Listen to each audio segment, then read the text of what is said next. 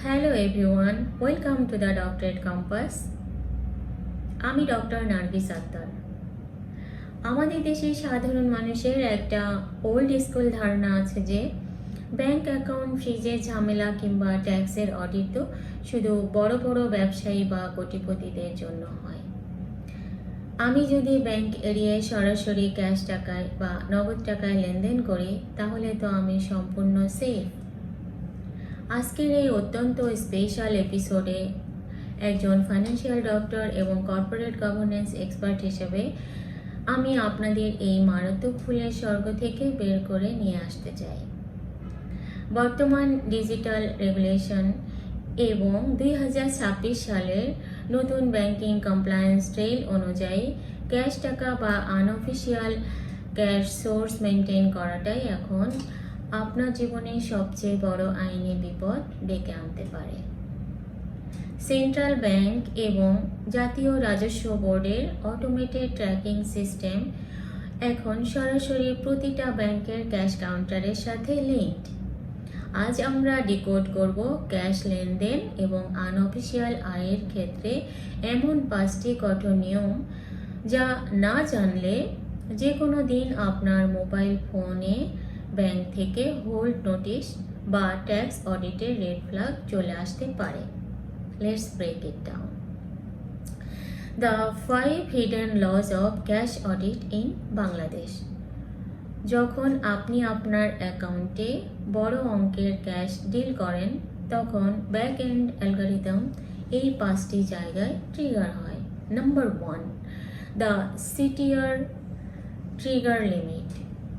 Cash transaction report.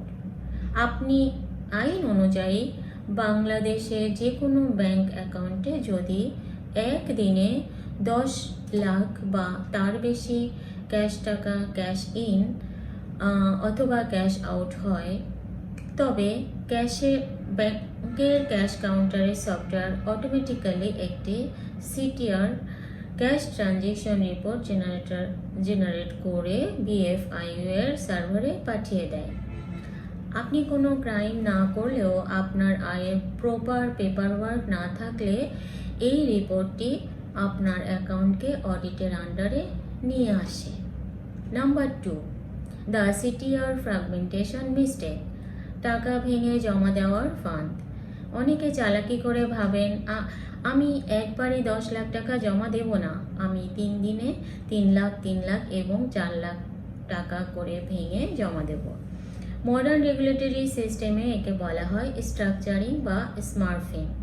ব্যাংকের এই AI security algorithm এই ফ্র্যাগমেন্টেড বা ভাঙা ডিপোজিটগুলোকে একসাথে ট্র্যাক করে এটাকে STR সাসপিশিয়াস ট্রানজ্যাকশন রিপোর্ট হিসেবে ফ্ল্যাগ করে দেয়, যা সরাসরি ফ্রিজিং নোটিশ ট্রিগার করতে পারে। Number 3, the cash purchase valuation trap. জমি ও গাড়ি কেনার নগদ ফান্ড। আমাদের দেশের অনেকেই আনঅফিসিয়াল ক্যাশ টাকা দিয়ে জমি, ফ্ল্যাট বা গাড়ি কেনেন। নতুন আইনে সাব রেজিস্ট্রি অফিস এবং BRTA সরাসরি আপনার ইটিনের সাথে কানেক্টেড। আপনি যদি আপনার ট্যাক্স ফাইলে সেই ক্যাশ টাকার সোর্স দেখাতে না পারেন তবে সেই অ্যাসেটের মূল্যের ওপর আপনার ওপর ম্যাসিভ পেনাল্টি এবং কর ফাঁকির মামলা হতে পারে। Number 4, the gift asset loophole closure. উপহারের টাকার কড়াকড়ি। আগে মানুষ যে কোনো ক্যাশ টাকার সোর্স করে বলতো টাকাটা আমাকে আমার ফ্যামিলি মেম্বার গিফট করেছে। নতুন কমপ্লায়েন্স ট্রেল অনুযায়ী যে কোনো বড় অঙ্কের ফিনান্সিয়াল গিফট যদি ব্যাংকিং চ্যানেলের বাইরে অর্থাৎ ডিরেক্ট ক্যাশে ট্রান্সফার হয় তবে রেগুলেটরি বডি সেটাকে লিগ্যাল গিফট হিসেবে সার্টিফাই করে না, সেটাকে আনএক্সপ্লেইনড ইনকাম হিসেবে গণ্য করে ট্যাক্স বসানো হয়। Number 5, the salaried cash component vulnerability. নগদ বেতনের বিপদ। অনেক ছোট বা মাঝারি কোম্পানিতে কর্মচারীদের বেতনের একটা অংশ ব্যাংক ট্রান্সফারের বাইরে সরাসরি ক্যাশে দেওয়া হয়। আপনি ভাবছেন এই আনঅফিসিয়াল ক্যাশ টাকার তো কোনো রেকর্ড নেই, কিন্তু আপনার লাইফস্টাইল খরচ এবং ব্যাংক স্টেটমেন্টের ব্যালেন্স যখন আপনার অফিসিয়াল স্যালারির সাথে মিলবে না, তখন অডিট টিম আপনার পুরো সোর্সকে ব্লক করে দিতে পারে। তাহলে এই ক্যাশ ট্র্যাপ থেকে বাঁচার লিগ্যাল এবং সেফ উপায় কি? একজন ফিনান্সিয়াল ডক্টর হিসেবে আমি আপনাদের 3টি গোল্ডেন রুলস দিচ্ছি। Number 1, the paper work trail.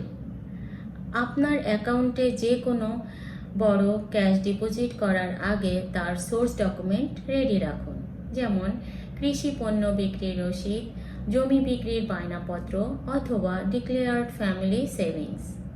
Number 2, avoid cash structuring. টাকা ভেঙে ভেঙে ব্যাংকারদের মনে সন্দেহ তৈরি করবেন না। আপনার সোর্স যদি ক্লিন থাকে তবে একেবারে প্রপার ডিক্লারেশন ফর্ম পূরণ করে ব্যাংকিং চ্যানেলে ট্রান্সফার করুন। Number 3, declare unofficial income proactively. যদি আপনার কোনো সাইড ইনকাম বা আনঅফিসিয়াল ক্যাশ রেভিনিউ থাকে তবে তা গোপন না করে আপনার বার্ষিক ট্যাক্স রিটার্নের ইনকাম ফ্রম আদার সোর্স কলামে ভ্যালিডলি ডিক্লেয়ার করে হোয়াইট মানি হিসেবে সার্টিফাইড করে নিন। সো মডার্ন ডিজিটাল ইকোনমিতে ক্যাশ টাকা ঘরে জমিয়ে রাখা বা আনঅফিসিয়াল ট্র্যাকে লেনদেন করা কোনো বুদ্ধিমানের কাজ নয়। আইনি কমপ্লায়েন্স মেনে নিজের প্রতিটা টাকাকে ট্র্যাকবল রাখাটাই হলো আসল উইজডম। আপনারা যারা cash deposit limit, bank audit notice বা ট্যাক্স ফাইলে নগদ টাকা ডিক্লেয়ার করা নিয়ে কোনো জটিল সমস্যায় ভুগছেন, নির্দ্বিধায় নিচে কমেন্ট করে আমাকে জানান। একজন ফাইন্যান্সিয়াল ডক্টর হিসেবে আমি সরাসরি কমেন্টে আপনাদের প্র্যাকটিক্যাল আইনি সমাধান দিয়ে দেব। আর হ্যাঁ, ব্যাংক অডিটের হাত থেকে নিজের পার্সোনাল সেভিংসকে সম্পূর্ণ সুরক্ষিত রাখার একটি অফিসিয়াল চেকলিস্ট টেক্সট বা the tax audit defence blueprint যদি আপনারা পেতে চান তবে এখনই নিচে কমেন্ট সেকশনে অডিট ডিফেন্স লিখে আমাকে জানান। আমি সরাসরি আপনাদের প্রোভাইড করব। আপনার পরিবার ও ব্যবসায়ী বন্ধুদের সচেতন করতে ভিডিওটি এখনই সবার সাথে শেয়ার করুন। ভিডিওটি ভালো লাগলে লাইক করুন আর আপনার কেরিয়ার ও অর্থনৈতিক সুরক্ষার সঠিক গাইডলাইন পেতে এখনই নিচে থাকা লাল বোতামটি চেপে সাবস্ক্রাইব করুন। The doctorate compass. মানসিক শান্তি বজায় রাখুন, বারান্দার প্রকৃতির যত্ন নিন। দেখা হচ্ছে খুব জলদি নেক্সট এপিসোডে। Thank you and take care.